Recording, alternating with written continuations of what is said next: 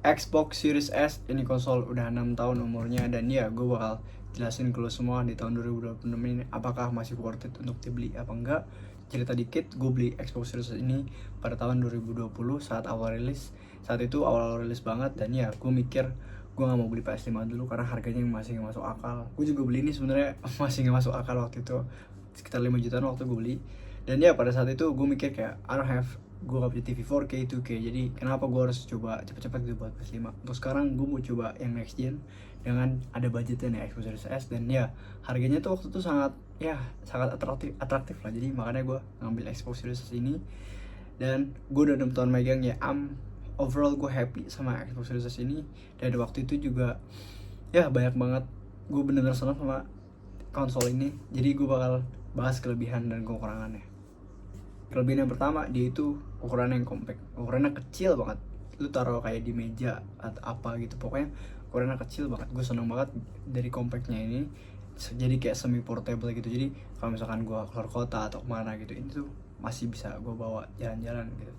Dan yang kedua, dia itu waktu dulu ada Game Pass, yang dimana itu tuh sangat BPJS, kaum BPJS menang mending kayak gue, itu benar-benar game changer banget. Waktu itu gue beli Game Pass-nya, dan ya I play so many titles. Ada Assassin's Creed, ada Forza, banyak banget game-game yang gue mainin. Ada even kayak NBA 2K, FIFA aja tuh masih dapet gitu. Dan ya jadi kayak bener-bener good deal waktu itu. Tapi kalau sekarang kalau salah harganya udah naik deh. Gue juga udah jarang beli Game Pass, jadi ya kayak I'm not really sure. Cuman kalau Game Pass masih harga kayak $10, 100 ribu, 150 ribu, itu tuh waktu dulu worth it banget. Tiga, kalau lu gamer casual, menurut gue ini konsol paling oke. Kalau lu mau coba next gen cuman versi lightnya, menurut gue ini sangat oke gitu, daripada lu harus beli PS5 yang harganya masih 6-7 kalau nggak salah. I might be wrong, mungkin gue salah. Cuman ya lu bisa dapat yang bekas dengan harga 2-3 jutaan. Zaman sekarang udah dapat gitu, harganya hampir sama kayak PS4 gitu. Jadi kayak kalau lu mau coba next gen, cuman ya budgetnya BPJS, akhirnya ya, harganya ya, yang harga-harga menang mending kayak kita nih, kaum menang mending, bener-bener salah satu opsi yang paling oke lah buat kita menang mending. Yang dimana lu misalkan dari PS4 gitu, lu mau pindah ke Xbox. Jujur gue juga dari PS2 sampai PS4 tuh gue PlayStation, tapi semenjak ada Series S ini gue coba beli Series S ini, dan ya I'm overall happy dengan konsol ini karena ya kecil dan juga tangguh gitu, kayak beast gitu, benar-benar kuat banget gitu, ganas. Jadi makanya gue coba beli waktu itu, dan ya I'm overall happy with this little thing. Beberapa game itu mulai turun performanya. Kalau nggak salah tuh kayak Black Myth Wukong kayak kemarin, dia itu rada lama masuk ke Xbox-nya, kayak hampir 2 tahunan. Developer itu karena lama optimasinya karena Xbox Series ini, jadi lama masuk Xbox karena Xbox Series ini karena susah katanya. Dan setelah gue liat riset juga di YouTube, itu tuh dia dikurangin gitu, antara quality performance mode-nya dikurangin banget gitu. Untuk quality tuh kalau nggak salah cuma dapat 30 fps-an, cuman nggak tahu, I'm not really sure. Kalau performance tuh 60 fps cuman jadi 720p gitu, 70p. Jadi kayak dikurangin banget gitu untuk Xbox Series ini. Kita bahas kekurangannya. Yang pertama storage, ya storage-nya emang nyesek sih. Kayak gue beli yang 512 GB yang awal-awal banget, kalau nggak salah sekarang tuh ada yang 1 tera, ada yang hitam tuh. Cuman I'm not really sure juga itu harganya kayak lebih mahal gitu.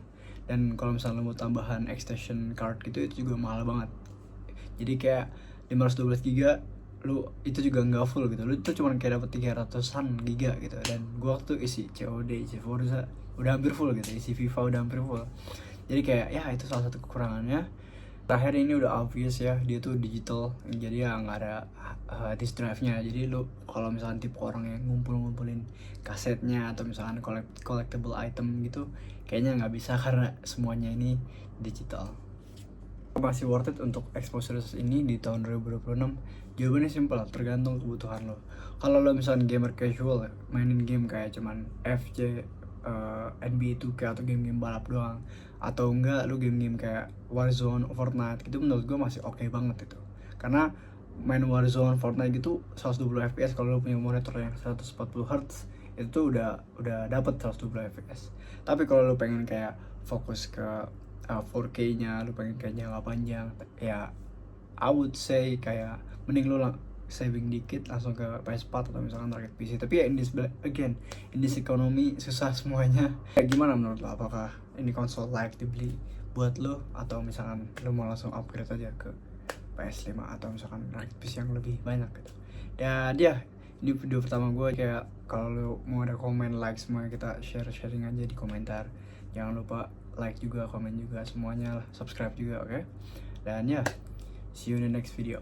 Peace.